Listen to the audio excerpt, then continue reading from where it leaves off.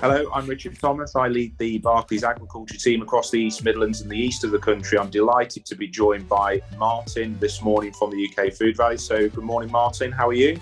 Very well, thank you, Richard.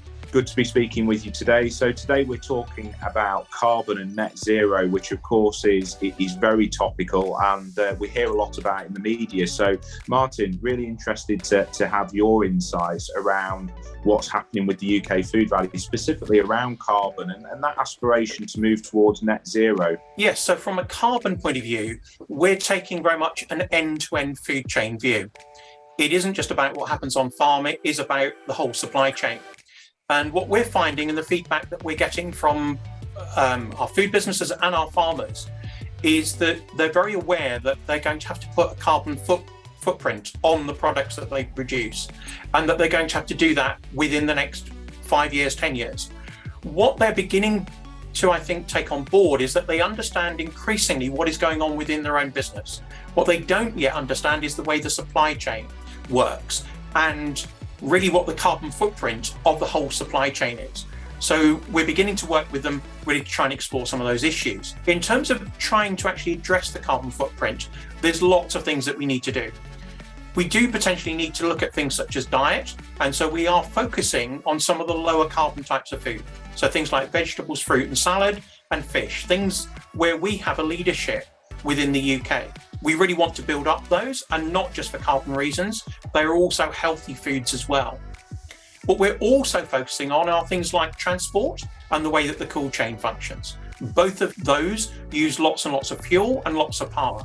What we need to do is find new ways really to take those bits of the supply chain forward with a focus on new types of fuel. The big focus, of course, is around renewables, everything from wind and solar to AD. We're also beginning to see some work around biomethane, and we think in the fullness of time, we'll see some green approaches to those fuels really coming through to address some of the transport fuels. And that might be biomethane and it might be hydrogen.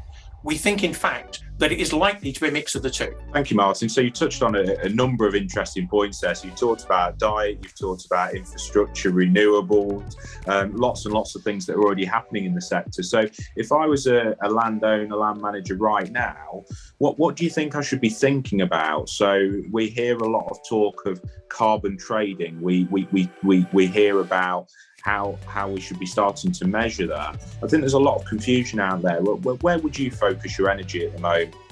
I think carbon trading will come. I think the market is in the early stages of development at the moment.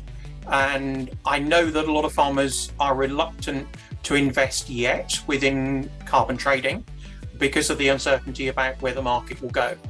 Of course, what we've seen in the last month and a half is that the energy price has gone up very, very substantially. And of course, things that are based upon energy, such as fertilizer, have also gone up in price very, very quickly. And so I think where I would focus first would be on the efficiency with which we use all of those types of resources.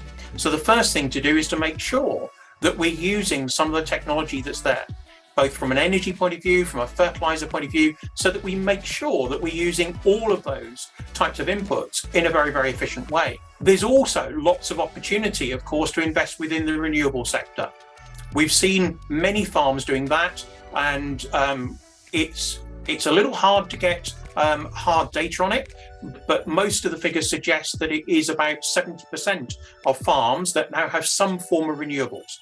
We believe that that figure will grow, and many of those that have invested will do more. The rise in the prices that we've seen in things such as power means that solar roofs, maybe on a grain store, maybe on a livestock building, maybe on a cold store, are now something that actually makes sense without any support and without subsidy.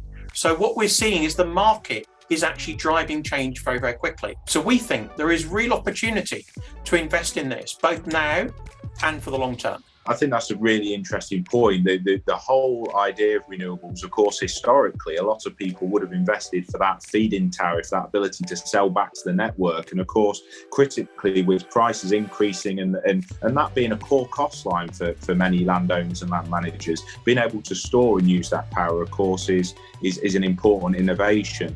So for you, you've obviously had lots and lots of conversations around sustainability. For me, we're splitting that almost into two parts. We've got the business side, which of course is how do we control those costs? How do we make sure that we're sustainable financially? But then, of course, we've got that environmental goal, and they're not necessarily exclusive of each other. But what would be your top tips? What should people be thinking about? I think the sweet spot is where you can bring the two things together, because there is absolutely no doubt that consumers, and from a regulatory point of view and from a supply chain point of view, there's going to be real focus on a low carbon footprint for the food chain. If you look at it on a global basis, about a third of all the greenhouse gases come from farming and the food supply chain. So it is a sector that, with COP26 and those types of agendas, is really right at the heart of the change that we need to see within the economy. So there is a driver that is very much about carbon. But of course, if you're a farmer, if you're a food business, it has to make commercial sense as well. And it has to make commercial sense now. Much of the carbon footprinting is still probably 5 years away. But what is here right now is the cost of energy.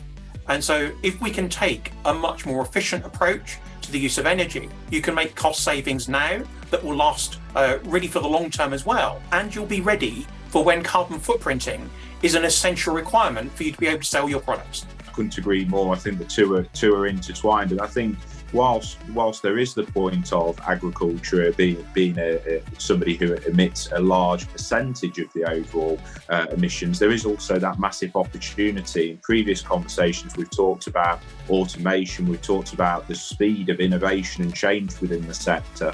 And I think for all those reasons, there is that massive opportunity. You've talked about renewables. What we have there, of course, is landowners and land managers having that infrastructure and space to invest in renewables in a lot of cases, and of course make a positive change there. So as always, it's a pleasure speaking to you, and thank you for your time. Well, thank you very much.